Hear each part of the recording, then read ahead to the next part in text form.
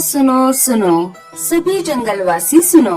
आज दोपहर ठीक 2 बजे राजा जी ने अपने महल में एक सभा का आयोजन किया है।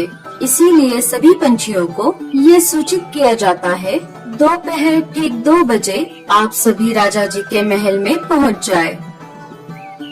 साथियों, अभी दोपहर होने में समय है, तब तक हमें अनाज ढूंढने के लिए जाना होगा।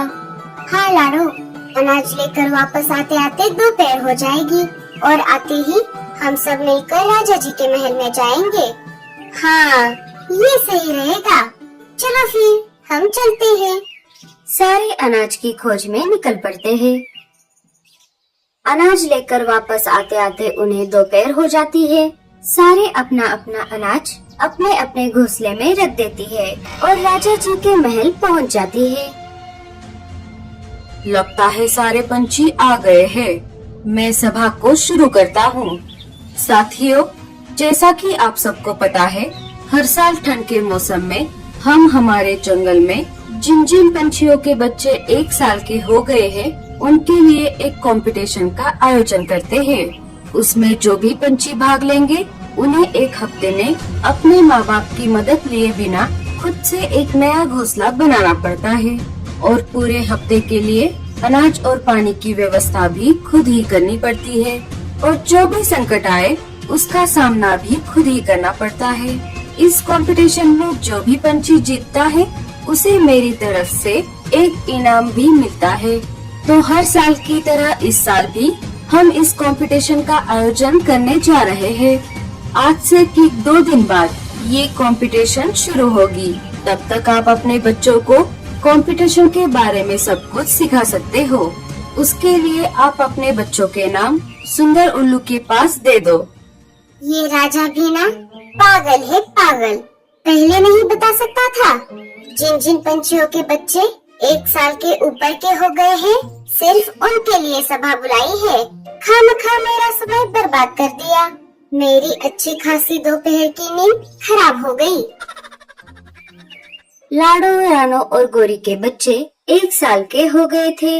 लाडो और रानो ने तो अपने अपने बच्चों के नाम सुंदर उल्लू के पास दे दिए, लेकिन गोरी अपने बच्चों का नाम नहीं देना चाहती थी। अरे गोरी, तुम ऐसा क्यों कर रही हो? तुम हमारे बच्चों का नाम कंपटीशन के लिए क्यों नहीं दे रही? इसमें हमारे बच्चों का ही फायदा है। आप चुप रहो।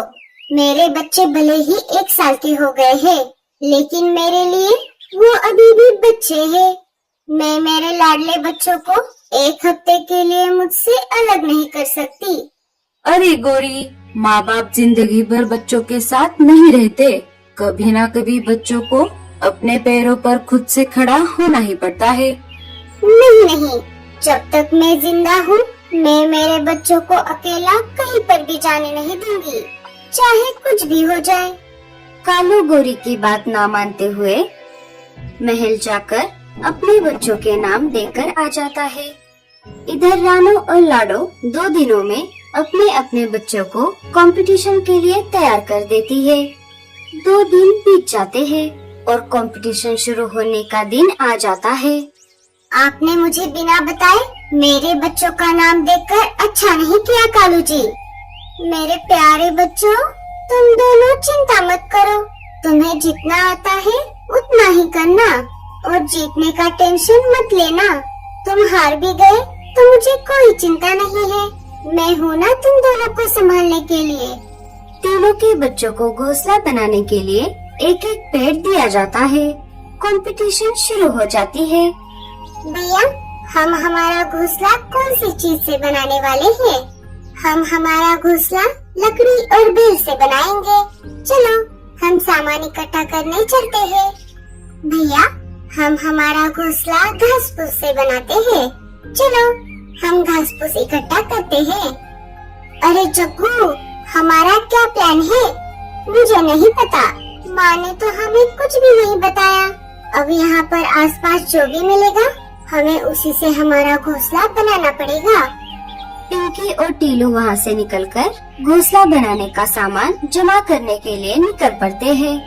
थोड़ी ही देर में वो सामान के साथ साथ अनाज और पानी भी लेकर आते हैं। बंटी और बबली भी सामान लेकर अपने पेड़ पर आ जाते हैं। इधर जग्गू और गोलू आसपास पड़े हुए सामान को लेकर एक ही दिन में अपना टूटा फूटा घोंसला बना देते हैं। अरे बंटी और बबली, क्या हुआ? तुम्हारा घोंसला अभी तक बनकर तैयार नहीं हुआ? हमने तो हमारा घोंसला एक ही दिन में बना लिया। तुम्हारे जैसा टूटा फूटा घोंसला तो हम भी बना सकते हैं, लेकिन हमें कंपटीशन हारनी नहीं, जीतनी है। जग्गू और गोलू वहाँ से निकलकर टीलू और पिंकी के पास आ जाते हैं। अरे वाह, तुम सामान लाते लाते अनाज भी लेकर आए। ये तुमने बहुत अच्छा किया। हम भी अनाज लाने के लिए जाने वाले थे, लेकिन अब थोड़ी ही देर में शाम हो जाएगी और वापस आते आते रात। क्या आज के लिए तुम हमें थोड़ा अनाज उधार दे सकते हो? कल जब हम अनाज लेकर आएंगे तब तुम्हें तुम्हारा अनाज लौटा देंगे। ठीक है, तुम ले जाओ। टीलू जग्गू और गोलू को अपने लाए हुए अनाज में से थोड़ा अनाज दे देता है। जैसे तैसे करके रात गुजर जाती है, सुबह हो जाती है और सुबह होते ही लाडो और रानू के बच्चे फिर से अपने अपने घोंसले बनाने में लग जाते हैं। दोपहर हो जाती है। भैया चलो, हमें अनाज लाने के लिए जाना है। हाँ पिंकी, चलो। वो दोनों निकलने ही वाले थे, तभी बंटी और बबली भी वहाँ पर आ जाते हैं। आप दोनों कहाँ पर जा रहे हो? हम अनाज लाने के लिए जा रहे हैं। क्या हम भी आपके साथ आ सकते हैं? हाँ हाँ, क्यों नहीं, चलो। हम जाते जाते जग्गू और गोलू को भी साथ लेकर जाते हैं। चारों जग्गू और गोलू के पास आ जाते हैं। चलो जग्गू और गोलू, हम चारों मिलकर अनाज लाने के लिए बाहर जा रहे हैं। तुम भी चलो हमारे साथ। तुम चारों जाकर आओ, अभी तो हमें भूख नहीं है, हम बाद में जाएंगे। चारों वहाँ से निकल पड़ते हैं। थोड़ी दूर आने पर उन्हें एक जगह पर अनाज मिल जाता है। चारों वहीं पर थोड़ा थोड़ा अनाज खा लेते हैं और थोड़ा अनाज अपने साथ लेकर वापस घोंसलों की तरफ निकल पड़ते हैं।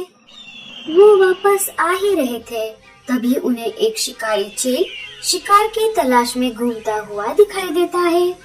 अरे दोस्तों, वो देखो, शिकारी चील।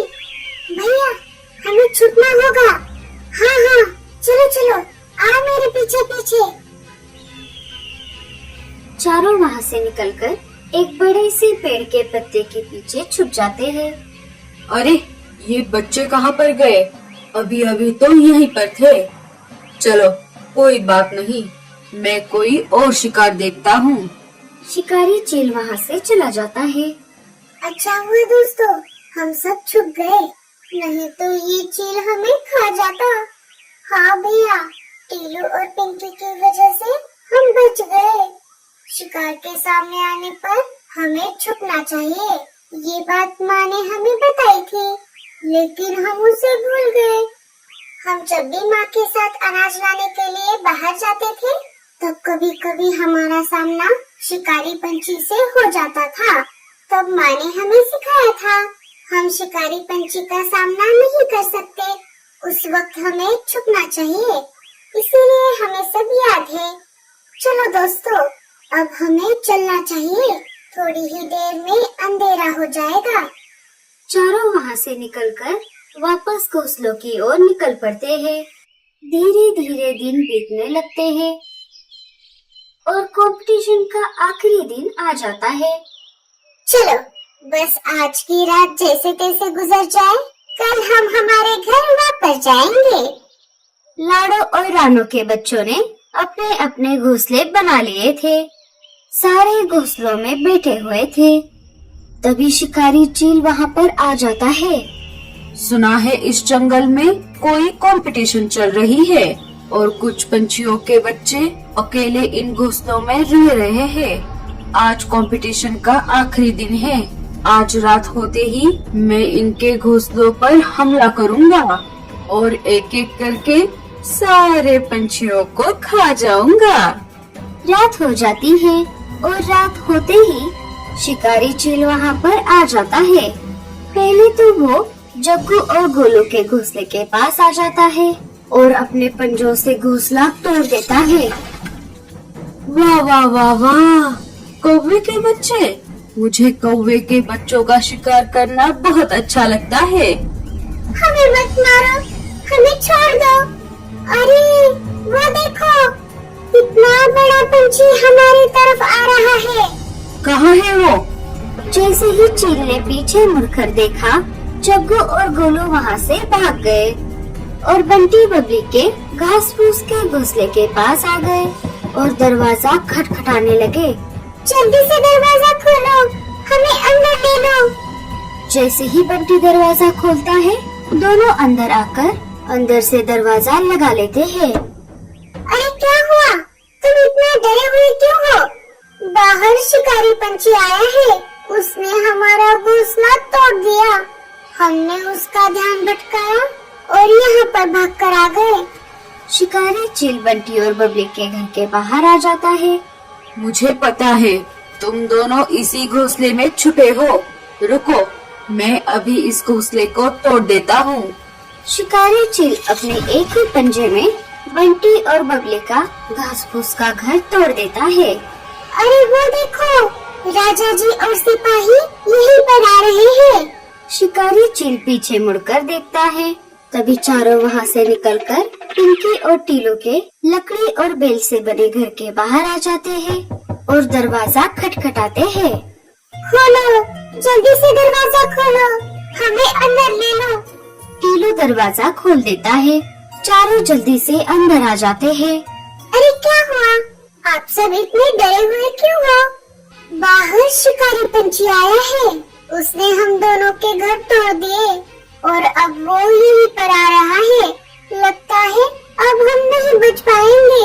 अरे दोस्तों, तुम डरो मत, ये घोंसला बहुत मजबूत है। उस एक शिकारी की जगह और 10 शिकारी भी आ गए तो भी हमें कुछ नहीं होगा। शिकारी चील टीलू और पिंकी के घर के बाहर आ जाता है। अच्छा, तो तुम सब इस घोंसले में छुपे हो। कोई बात नहीं, मैं ये भी घोंसला तोड़ दूंगा। शिकारी चील अपने पंजों से घोंसले पर वार करता है, लेकिन घोंसले को कुछ भी नहीं होता। अरे, ये घोंसला तो बहुत ही मजबूत लग रहा है। चलो, इसके छत पर वार करता हूँ। शिकारी चील उड़कर छत की तरफ अपनी चोंच से जोर से वार करता है। उसमें उसकी चोंच टूट जाती है। अरे बाप रे, ये क्या हो गया? मेरी तो तोती टूट गई। मैं तो तोतला हो गया ले। शिकारी चील वहाँ से भाग जाता है। दूसरे दिन सुबह राजा जी और पंछी वहाँ पर आ जाते हैं। सारे राजा जी को घटी हुई घटना बता देते हैं। राजा जी टीलू और पिंकी को विजेता घोषित करते हैं। कालू जी, मुझे माफ कर दीजिए। अगर हमने हमारे बच्चों को अच्छे से सिखाया होता तो उन्हें ऐसे भागना नहीं पड़ता।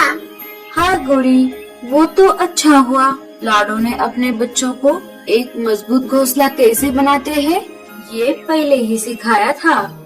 सारे लाडो और बच्चों की तारीफ कर रहे थे। बच्चे कंपटीशन जीतने की वजह से बहुत खुश थे। काश मेरे भी बच्चे होते, मैं भी उन्हें सब कुछ सिखाती।